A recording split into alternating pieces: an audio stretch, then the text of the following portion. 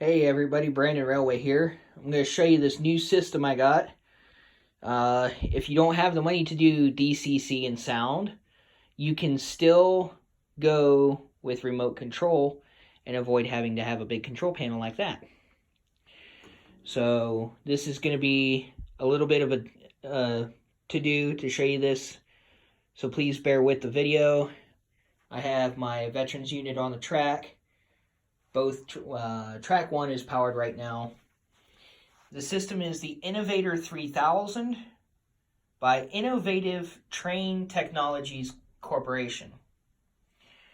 This is your little handheld. You have your throttle here. You also have throttle here. And you can switch back and forth with this here. Your low power control is for if you're switching in a yard. You go there and you still have the full range from here all the way to here. But when you're at full throttle, you're only going half speed. It is for switching in yards and stuff, and then full throttle, obviously. You have your direction control, your momentum on and off, your adjustment screw, and your sound functions. This does have a diesel horn, but I don't have that set up yet. I need to get a new speaker. So I'll go ahead and crawl under the layout and show you guys the system here. That big honking thing is the main board. The blue and white wires are to the track. This I custom made for the DC. It is 16 volt at 4 amps. And so this comes all the way down here and plugs in here. Now, pardon me because this is upside down. Sorry about that. It is only 15 volt AC, 3 amps. But for what I want to do, that is good enough. But as you can see, here's where your remote plugs in. This has memory technology, so you can unplug and the train will keep running, and then plug back in, and then the train will do whatever you tell it to. So I have 2 of these that I'm going to install, one for each track, possibly. I might not install the second one. I might just run both tracks off of one. I'm going to give you guys another look here.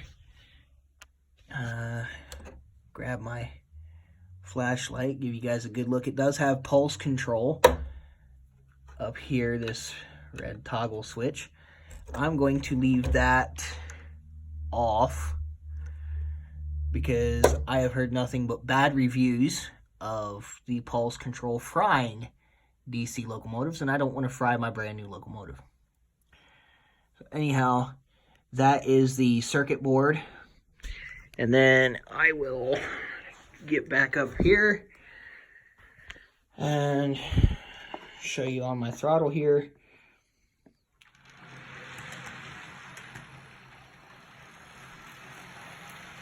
The train is moving and it is no longer necessary to have my control panel. Now it probably will stop on the back because I've been having switch issues today. I don't know why. Yep. And see that flickering? That means I'm shorting. So all I have to do to fix that right now is unplug my power. For some reason, it's giving me issues. Turn it back on.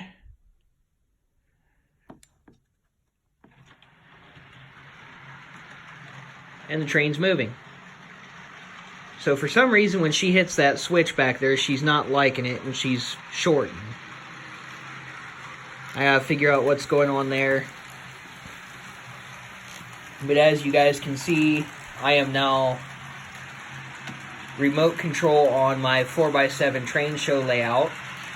Try and get over this switch here quickly. Okay, it's bumping. There's probably something on the track.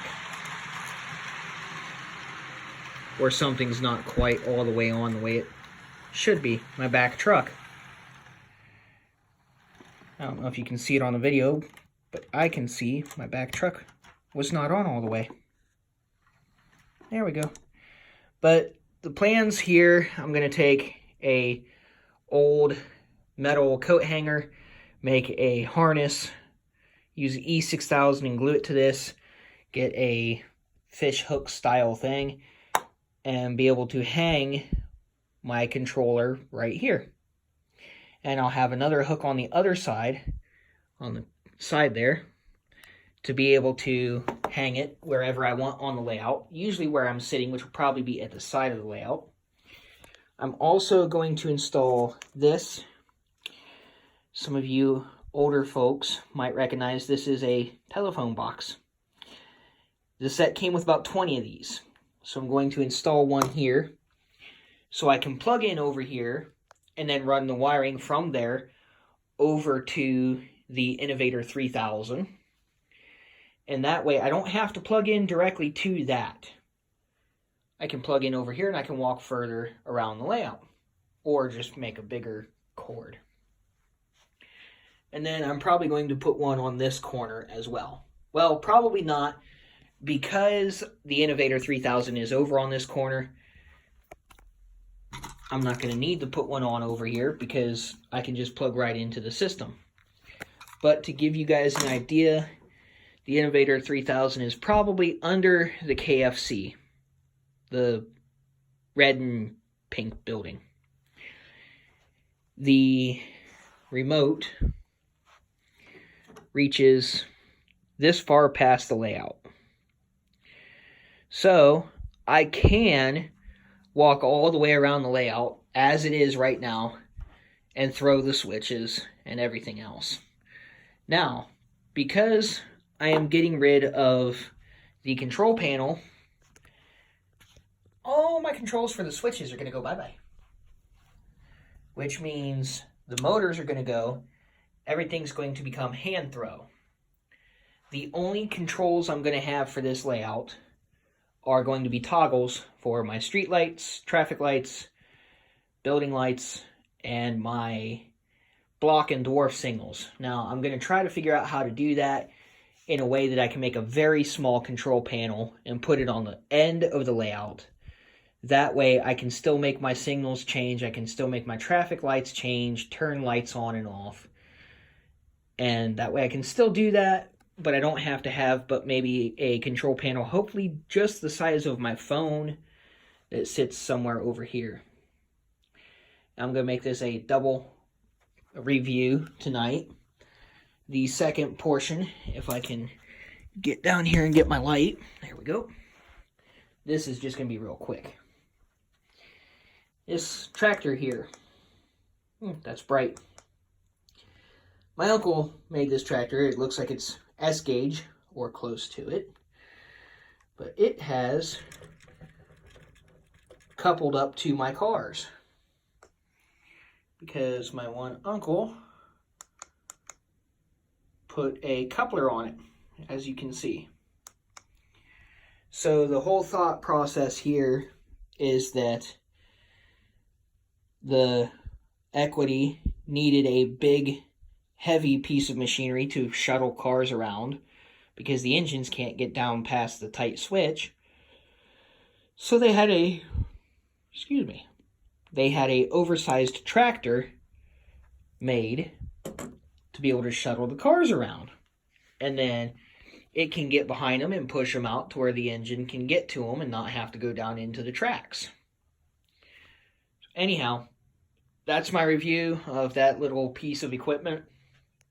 And the Innovator 3000 by Innovative Train Technology Corporation. I didn't have to pay for it. I got it for free. I'm not sure what the retail on it is because I can't find them. And this has a time or date stamp on it from 1992. So it is a 27-year-old piece of DC equipment. My suggestion, if you don't want to go DCC, but you want remote control and not have to have a control panel, maybe you don't have enough room, or you want to build something big, but you want to be able to have remote control, but you don't want to have the sound. I know that sounds a little crazy to the DCC people, but there are people out there like me that want DC control with remote. I would recommend this, even though I just literally hooked it up about 10 minutes ago. I would recommend this system to a beginner that wants to go DC and have remote control, be able to walk around, hand throw things, follow the train around. You can make your cables longer. They are only 4-pin cables because the blue wire and the white wire are for the sound functions. Now, if you want sound functions, you're better off going DCC. Because technically these are 6-pin wires, or 6-wire wires, but you're only using 4 of them to control the train. That's why you're able to use the phone boxes as connectors, whereas you can't use that on NCE or anything DCC because it does take all 6 wires. But that's because it has sound functions. This you can do with just the 4 wires. You can use probably any old telephone wire that has 4-pin to use this system, as long as you hook it up to the box here. The system I had 2 of the Innovator 3000s that are under the layout and 2 handheld controllers. So anyhow, you guys got a good look at this.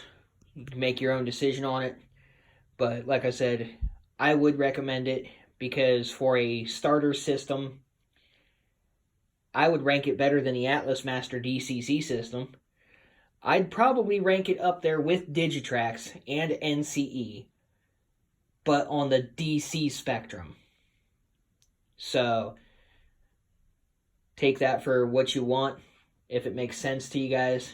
If not, ignore it. But anyway, for now, this is Brandon Railway 6755 signing off.